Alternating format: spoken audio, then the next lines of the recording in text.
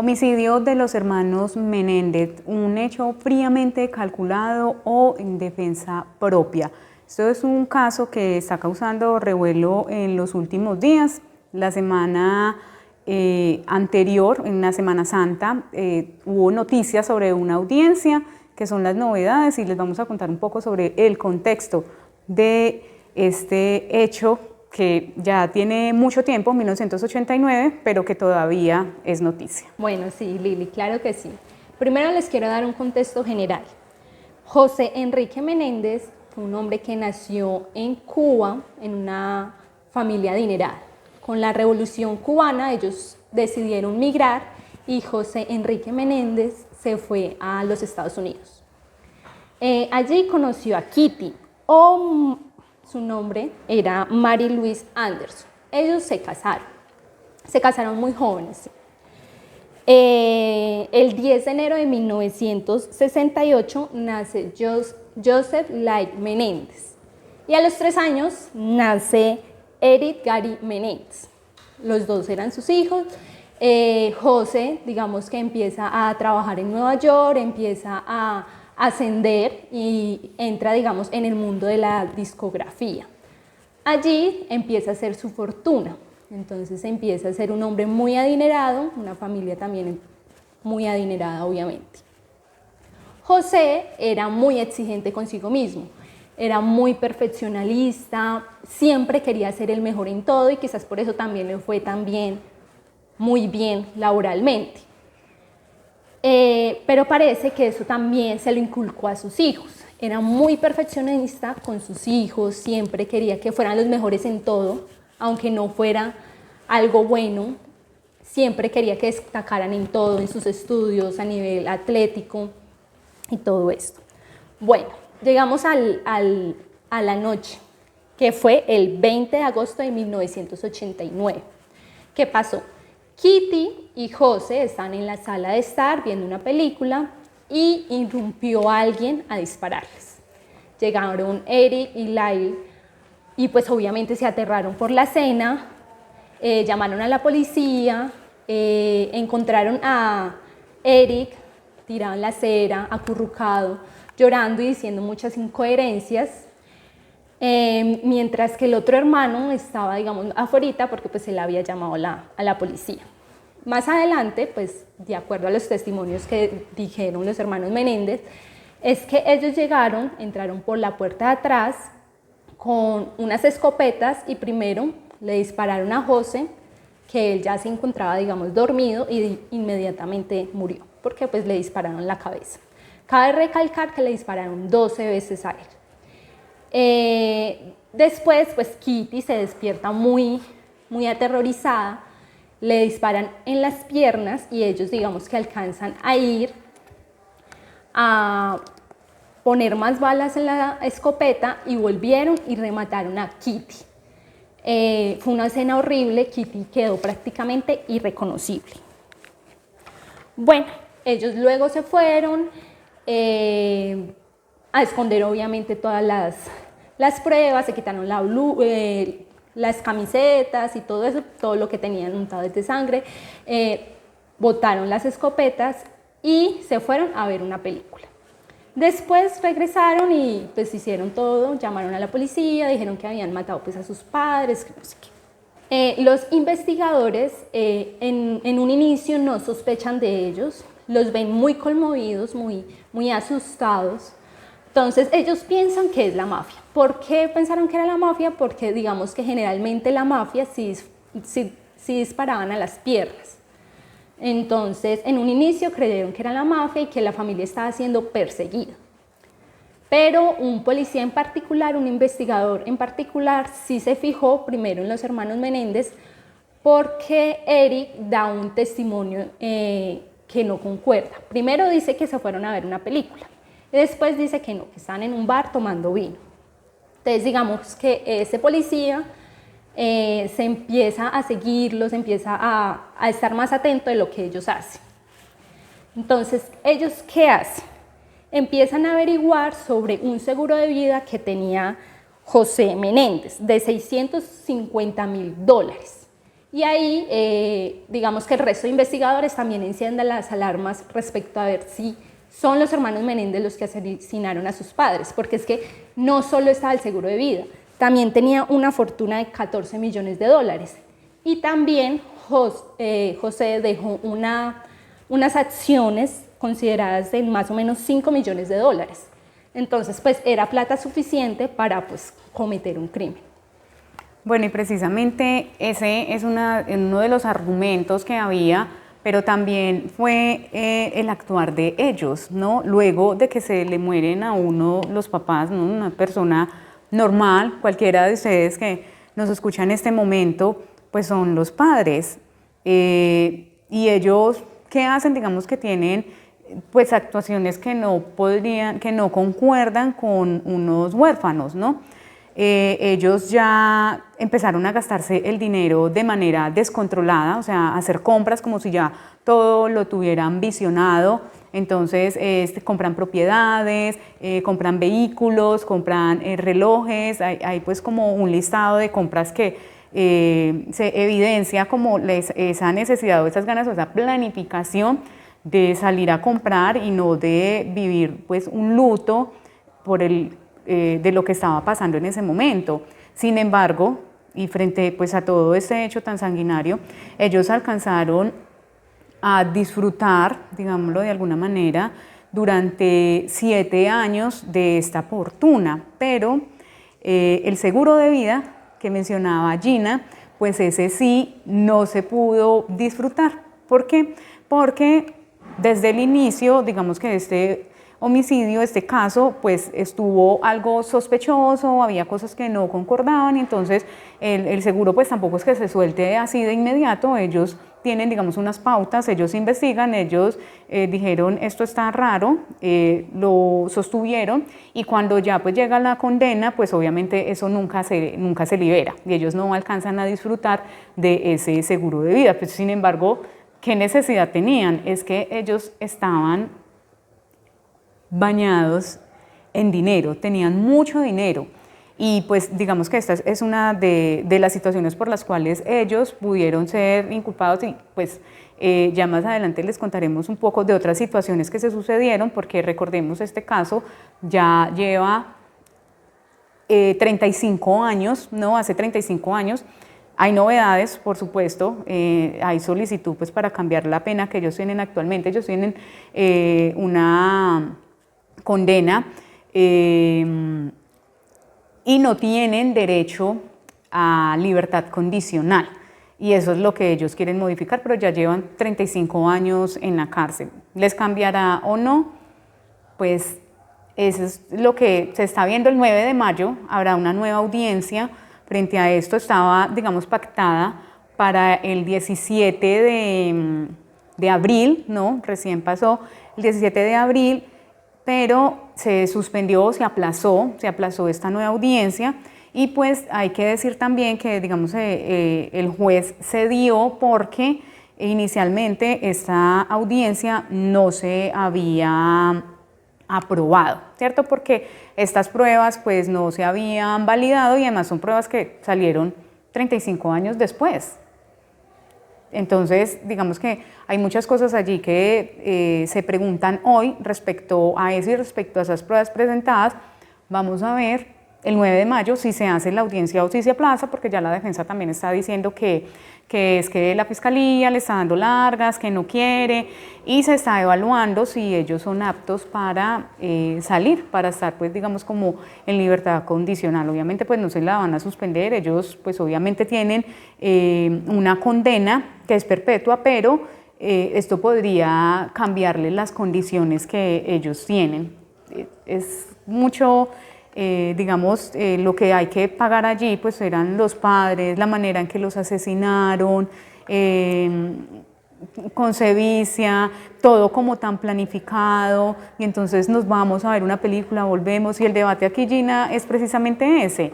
¿Esto fue fríamente calculado o fue defensa propia?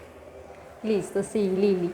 Sí, como venía usted diciendo, es que ellos, después de que ellos murieron, digamos, empezaron a gastar muchísimo dinero. Ellos gastaron en carros, apartamentos, relojes. De hecho, Eric se quiso dedicar a su carrera en el tenis y contrató un entrenador que le cobraba más o menos $50,000 al año. Es decir, que ellos en un solo año más o menos gastaron $1 millón. Entonces, eso obviamente prende las alertas de los investigadores. Bueno, lo otro es que el juez también les había puesto un psicólogo. O sea, la orden del juez es que ellos asistieran a terapia. Un día, Eric llama a su psicólogo, pues estaba como muy angustiado y le dice que se vea. Y le empieza a decir pues que se siente muy deprimido, que la imagen de sus papás muertos le persigue en las noches, que no lo deja dormir, que está muy maluco por esto. Entonces, digamos que el psicólogo entre habla y habla, Eric confiesa lo último que como por fin lo hicimos, matamos a nuestros padres. Lyle, al enterarse pues que Eric le había dicho al psicólogo que había matado a sus padres, Lyle amenaza al psicólogo, le dice pues que no puede decir absolutamente nada o si no pues lo va a matar. Cabe aclarar que estas sesiones están siendo grabadas. Bueno, el 6 de marzo de 1990 aparece otra persona involucrada, que es la exnovia del psicólogo. Ella asegura a los investigadores que escuchó a Eric confesando pues, que había matado a sus papás. Entonces, en 1990, los hermanos Menéndez son capturados. Y en 1993 empieza el juicio. ¿Por qué 3 años después?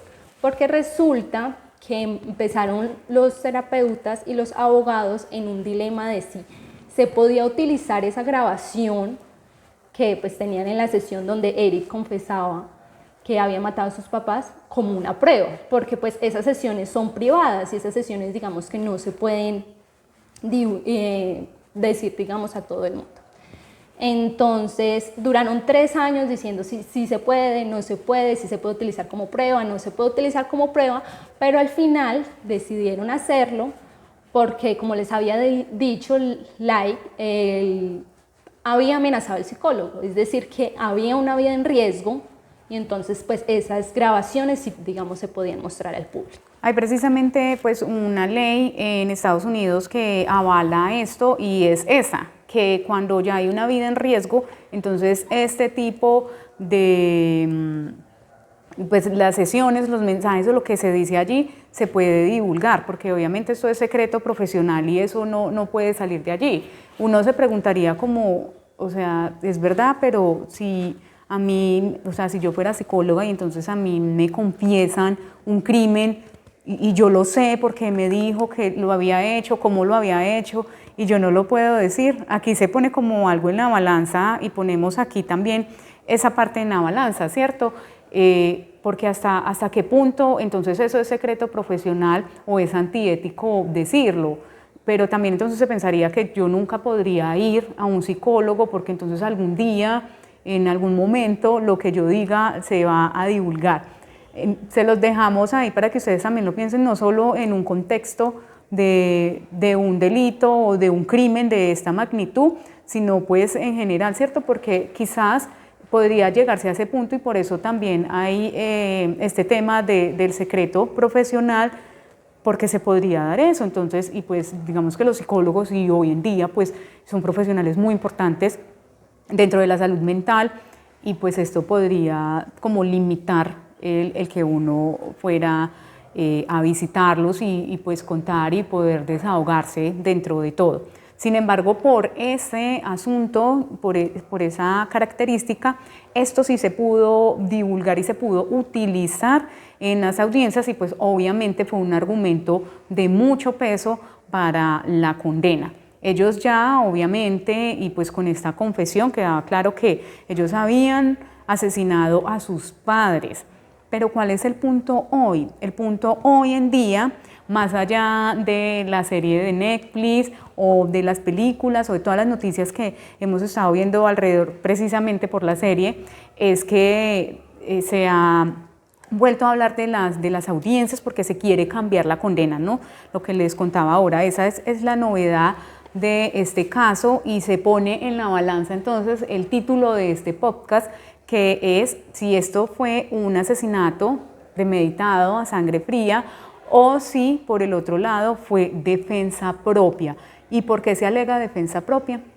Bueno, ellos empiezan alegando, obviamente, en el juicio, diciendo que ellos corrían un peligro, pero no un peligro inminente, o sea, como un peligro que me van a matar ya, sino una serie de abusos que ellos venían viviendo hace muchos años. Y no solo los abusos que yo les estaba diciendo desde un principio, que era muy disciplinado, que les exigía perfección en todo, sino una serie de abusos sexuales. Entonces, la defensa intenta argumentar esto. El psicólogo también salió a hablar diciendo que ellos habían asesinado a sus padres por odio, más no por el dinero. Este juicio fue televisado, fue muy mediático, se tenía diferentes jueces y jurados para cada uno de los hermanos y digamos que todo eso, todas las declaraciones de los hermanos están en internet de hecho, contando digamos todo lo que ellos habían vivido. Al final los jurados dicen que no, que se declaran impedidos y pues el juez declara obviamente el juicio nulo. El segundo juicio se hace en 1996. Este juicio ya se hace totalmente privado. Y lo mismo, la defensa intenta argumentar que ellos se defendieron y la muerte fue defensa legítima porque ellos corrían peligro. No el peligro inminente, sino un peligro de que ellos ya venían siendo abusados, de que ellos ya venían siendo maltratados y de que incluso José los había amenazado de muerte. También intentaron, digamos, dejar la imagen de su madre, de Kitty, mal, diciendo que ella siempre se hacía la de la vista gorda, que ella nunca intercedió, digamos, ante estos abusos, nunca denunció, nunca pasó nada. Y el juez en este juicio no encuentra esto como un argumento suficiente y dice que no hubo un peligro inminente para lo que ellos se tuvieran que defender, sino que más bien fue todo predeterminado. Entonces los condenan a ellos de cadena perpetua sin posibilidad de libertad condicional. Y es como están en estos momentos y durante muchos años ellos estuvieron en cárceles separadas y solo hasta hace 6 años ellos ya comparten la misma cárcel. Y algo muy particular, y pues este no es el primer caso que sucede o que se conoce alrededor de esto, y es que ellos tuvieron parejas e incluso uno está casado, se casó pues obviamente estando en la cárcel porque pues ellos nunca han podido salir, ahora que está pues otra vez este movimiento y que se ha hecho esta solicitud por parte de la defensa, y pues bueno, hicieron pues más o menos sus vidas, ¿no? Ya de pareja, eso es algo pues como particular y allí extra que les contamos sobre este caso, pero ellos ya llevan más de 35 años en prisión y bueno, cerca de 35 años en prisión y pues están a la espera de si se cambia la condena y ellos pueden por lo menos tener una condicional. Lo de la legítima defensa o la preterintención, pues ya ustedes lo evaluarán, lo ponemos aquí pues en bandeja para que ustedes lo determinen. Yo me preguntaría, no sé si ustedes también se lo preguntan, si Gina se lo pregunta, ¿por qué no lo denunciaron? Pues antes de uno, digamos, puede, claro, y pongámonos un momento en los zapatos de ellos y en todas las personas que alguna vez fueron abusadas o que están siendo abusadas y el odio que pueden tener frente a una persona, sean sus padres, sea un familiar o sea un conocido, y pues para cometer el crimen. Yo creo que uno hablaría previamente con alguien. Obviamente es algo vergonzoso o es algo que a uno le puede generar temor, pero es que son los padres y matarlos de esa manera O sea, yo creo que con un disparo hubieran tenido y luego salir y luego gastar, es que no es consecuente con una legítima defensa igual. Así yo descanse de ya no tener esa pesadilla de abusos, entonces pues de todas maneras me sentiría triste y me sentiría mal porque no soy un asesino, pero pues ellos se dedicaron básicamente pues como a disfrutar de ese dinero y a la compra y a sus negocios y pues no pasó nada aquí y solo tantos años después empiezan a salir pues estas pruebas, pues no sé por qué antes no se habían presentado tampoco y a qué se refieren. Bueno, uno es un video de un exintegrante de Menudo en donde pues trabajaba precisamente José Menéndez y pues él dice que sí, que efectivamente el señor tenía, digamos, como estos comportamientos abusivos y pues eso, digamos, que es como un argumento que igual todavía no se ha validado por parte de la fiscalía o pues del juez. Y el otro es una carta que se envió en donde sí previamente, digamos que esto sería como una prueba de que esto sí se contó con anticipación. Uno de los hermanos le había contado a través de una carta a un primo sobre esta situación. Ahí pues ¿qué habría que hacer? Hacerle una evaluación al documento de que sí tiene esa vieja data, porque eso podría ser una carta que pues recién apareció, pues después de tantos años, ¿cierto?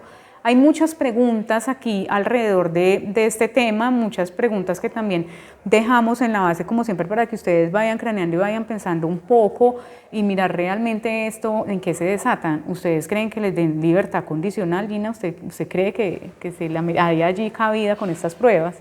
Bueno, yo diría que no. Y hay algo que también pues debemos, digamos, de responder es si ellos lo hicieron por defensa o planeado. Por ejemplo, yo siento que es algo mitad y mitad. Ellos de pronto sí fueron abusados, pero también dijeron, necesitamos la plata, esta es nuestra fortuna, después de tantos abusos que hemos tenido todos estos años, es nuestro derecho, y por eso los mataron. Esa es mi opinión, no sé ustedes qué piensan. Podría ser, pero, o sea, yo reitero en lo mismo, sí, cometieron, digamos, el crimen y era por eso.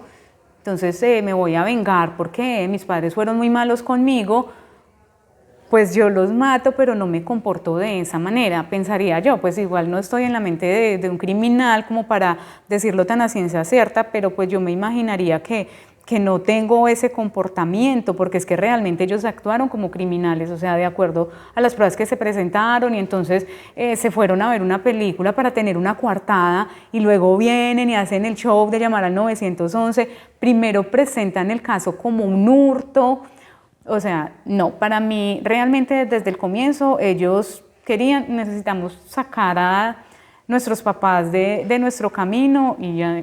Pero ¿cómo, cierto? ¿O será que de pronto el señor era allí muy amarrado con el dinero?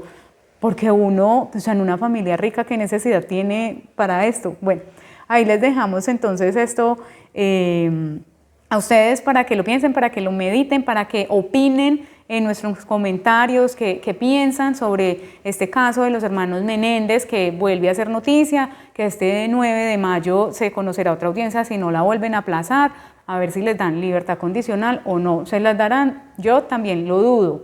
Yo no creo que les den libertad condicional, además después de tanto tiempo, y pues yo creo que uno después de tantos años en una cárcel o se regenera o lo contrario. Esperemos a ver qué ha pasado con ellos se ven muy normalitos, pero pues uno nunca sabe qué pase por la mente de estas personas. Entonces aquí les contamos este nuevo capítulo de este podcast de Crónica Roja. Esperamos que les haya gustado y por supuesto que comenten y que nos cuenten qué otro caso les gustaría que habláramos.